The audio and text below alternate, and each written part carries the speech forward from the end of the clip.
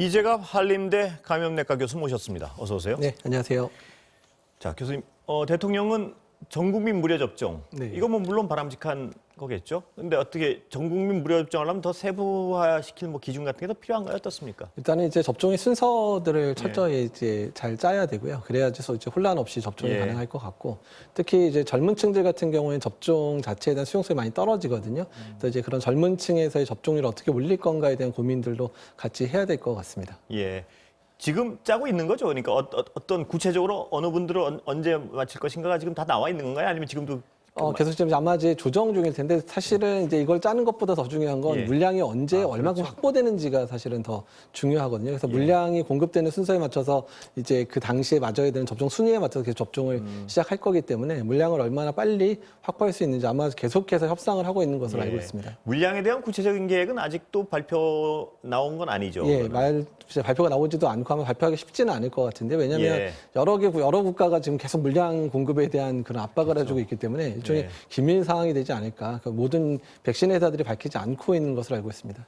그렇다면 이 지금 변이들이 문제인데 이 변이를 전 세계적으로 줄이려면 어떤 한 특정 국가에 백신이 몰리는 게 아니고 전 세계적으로 뭐 백신이 좀 이렇게 초기에 많이 접종이 돼야지 변이가 줄어드는 거 아닌가요?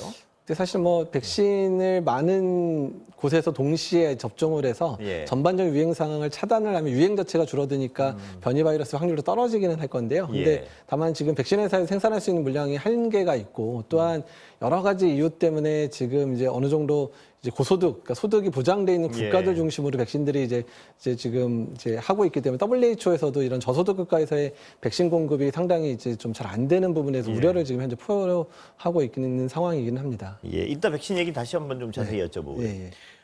현재 우리나라 상황 어떻습니까? 지금 좀 오늘은 좀 그래도 좀 안심이다, 뭐 이런 다행이다 이런 분들이 좀 있던데 어떻게 보세요? 근데 사실 이제 주말 효과도 있었고요. 또 날씨가 너무 춥다 보니까 임시선별진료소나 이런 선별진료소의 운영 시간이 짧아가지고 검체 수 자체가 거의 예전보다 절반밖에 검체 채취가 안 됐거든요. 그래서 아마도 그런 영향 때문에 400명대는 정말 주말 효과가 더 큰 것 같고요. 일단 떨어지는 추세기는 하지만 계속해서 환자 발생들은 몇백 명 단위는 계속되지 않을까 이렇게 예상을 하고 있습니다. 근데 이제 정부도 그렇고 특히 자영업 하시는 분들도 그렇고 이번 주말이면 거리두기 어떤 기준점이 다 되는데 시한이. 네, 그렇습니다. 어떻게 보세요? 좀 완화할 수 있는 상태인가요? 아니면 또 완화해야 되나요? 뭐 어떻게 보세요? 그러니까 지금 상황이 이제 정점을 지나서 조금 떨어지는 추세가 맞기는 하지만 지금 만약에 섣부르게 완화를 하면 지금 사실 겨울이 계속 되고 있고 실내 활동이 많은 상황이어서 언제든 다시 유행 커브가 다시 올라갈 수 있기 때문에 그러니까 이제 거리두기의 완화는 점진적으로 천천히 해야 되지 않을까 생각은 들고요.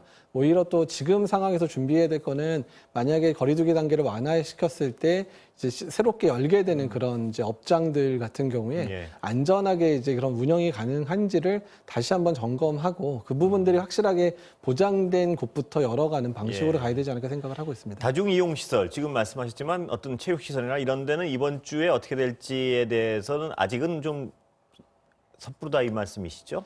일단 그 부분에 있어서 이제 철저하게 준비를 해야 되는데요. 만약에 아무 준비 없이 사회적 거리두기 단계만 완화시키면 사실 다시 예전의 일상으로 돌아갈 거고요. 또 이제 거리 단계가 너무 길어졌기 때문에 피로도 때문에도 더 일상으로 돌아가는 속도가 훨씬 빨라질 거여서 그렇게 되면 유행이 다시 나빠질 수밖에 없습니다. 변이 얘기 다시 좀 여쭤보겠습니다. 일본 변이는 어떻게 보세요? 이게 어떤 옛날 남아공이나 이런 데랑 좀 더 위험하다거나 뭐 이런 변이의 특징은 어떻습니까? 근데 사실 이제 변이가 있다고 하는 게 실제로 전파력이 강해질지 뭐 치명률이 강해질지에 대한 부분들은 상당 기간이 흐르고 실제로 감염자들을 분석을 해봐야 알 수 있는 상황이라 지금은 이제 보고 수준 정도로 생각을 하시는 게 맞을 것 같습니다. 그렇다면 변이가 걱정스러운 건 뭐 분명할 텐데요. 지금 그 일본 변이를 좀 약간 억누르려면 어떻게 해야 되나요? 사실 이제 이 코로나 바이러스 자체는 워낙에 이제 이런 변이가 잘 일어날 수밖에 없는 거기 때문에 사실 변이를 없애려는 건 아예 그냥 코로나 유행을 막는 거 외에는 뾰족한 방법이 사실은 없습니다. 그러니까 어떤 거리두기하고 백신 빨리들 맞아서 면역 생기고 뭐 이런 거 외에는 특별한 방법이 없군요. 없는 거죠. 그렇다면 변이가 백신에 아직 영향을 미친다는 그런 결과는 임상 결과는 없는 거죠, 다행히. 네, 아직 임상 결과는 없고 이제 그런 이제 그 바이러스에 대해서 중화항체, 그러니까 확진됐던 환자들의 중화항체를 적용을 했었을 때 중화항체가 제대로 작용하더라 이런 논문들은 이제 두세 편이 발표가 되고 있어서 영국발이나 남아공발 바이러스는 일단 현재 지금 유통되고 있는 백신에는 큰 영향을 미칠 것 같지는 않다 정도의 레포트가 이제 막 나오고 있습니다.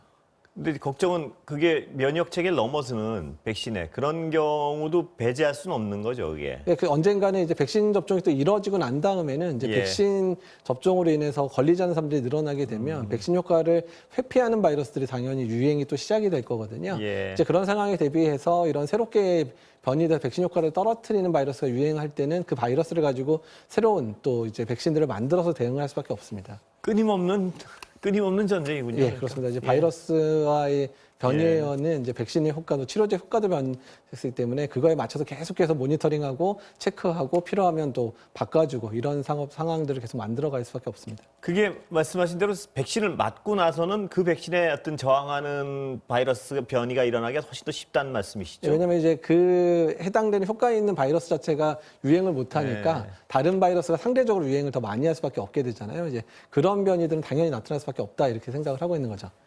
아, 예. 정말 끊임없는 걱정거리 같습니다. 이게, 근데 이 변이도 변이지만요. 코로나 걸리고 난 분들 그 부작용이라 그러나요? 그 어떤 후유증. 네, 예. 이게 상당수 보고되고 있는 건 맞는 거죠? 예, 뭐 최근에 이제 중국 우한에서 감염됐던 이제 1,600명 대상으로 6개월을 추적한 이제 레포트가 이제 아주 저명한 저널에 실렸는데 거의 뭐 한 80% 정도가 뭐 작든 크든 간에 합병증, 그러니까 후유증 얘기를 하더라. 그 중에서 뭐 이제 단순히 좀 호흡곤란이 오래되는 것뿐만 아니라 좀 우울증에 시달리는 분들, 전신 통증에 시달리는 분들, 또 후각상실이 제대로 회복되지 않는 분들 같이 여러 형태의 후유증들이 많은 사람이 보고가 됐다. 이렇게 얘기가 나오고 있습니다. 그 인과관계는 정확히는 모르는 거죠. 일단은 이제 코로나 감염 자체가 만들어진 건데 이게 일부는 코로나 바이러스의 직접적인 원인도 들어가고요. 일부 같은 경우는 확진이 되고 치료받는 과정에서 생기는 그런 심리적인 원인들도 동반이 된 거로 현재 이야기가 나오고 있습니다. 아직까지는 그걸 임상적으로 이렇다라고 딱 결론 지을 수는 없는 기간이겠죠? 예, 그렇습니다. 근데 오늘 기사 보니까 이 담배 냄새, 뭐 타는 냄새를 맡는 분들도 있다, 뭐 이런 기사인데 그건 뭐 물론 모두 다 가능한 후유증이겠죠. 예, 그래서 후각상실을 이제 호소하는 분들이 15% 정도인데 대부분은 단기적으로 회복이 되는데요. 그러니까 일부는 신경계에 영향을 주기 때문에 그런 후유증이 오래가는 분들에 대한 보고들이 좀 계속 나오고 있거든요. 그래서 아마 일부는 신경계에 어떤 약간 영향을 줘서 그런 후유증이 오래가는 게 아닌가 이런 얘기가 나오고 있습니다. 그런 말씀 들으면 그 나이랑은 상관이 없는 건가요, 그 후유증은? 이제 사람마다 좀 다른데요. 젊은 사람들의 후유증들은 이런 이제 감각 이상이나 이런 호소하거나 피곤하고 이런 걸 호소하는 사람들이 많다면 연세가 많으신 분들은 이제 폐렴 자체를 아주 중증으로 앓기 때문에 그런 거에 의해서 이제 호흡부전이나 이런 것 때문에 호흡곤란이 오래 간다든지 이런 식으로 나타나는 분들이 좀 더 많은 게 아닌가 이렇게 생각을 하고 있습니다. 근데 교수님 말씀대로랑 하여튼 젊은 사람들도 나 젊으니까 괜찮겠구나는 절대 생각하면 안 되겠습니다. 보니까 이 후유증이나 뭐 본인 자신을 위해서도요? 예, 그렇습니다. 뭐 만성 피로증후군이라고 해서 걸리고 나서 2, 3개월 동안 아무 일도 못 하겠다고 하시는 분들, 젊은 분들도 꽤 있거든요. 그래서 일단 이 바이러스의 감염이 그렇게 젊은 사람이라고 할지라도 만만한 바이러스는 아니다 생각하는 게 맞을 것 같습니다. 예. 그 시간 다 됐는데 마지막 질문.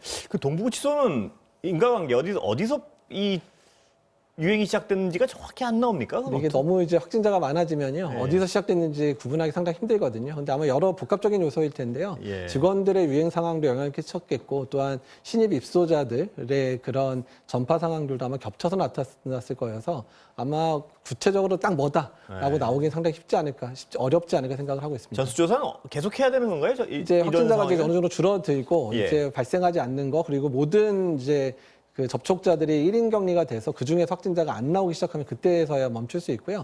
사실 그 이후에라도 이제 그 구치소를 정상화하려면 정기적으로 계속 검사는 진행을 해야지 정상화의 그런 것들을 시작할 수 있지 않을까 생각을 하고 있습니다. 예, 오늘 말씀 여기까지 듣겠습니다. 감사합니다. 네, 감사합니다.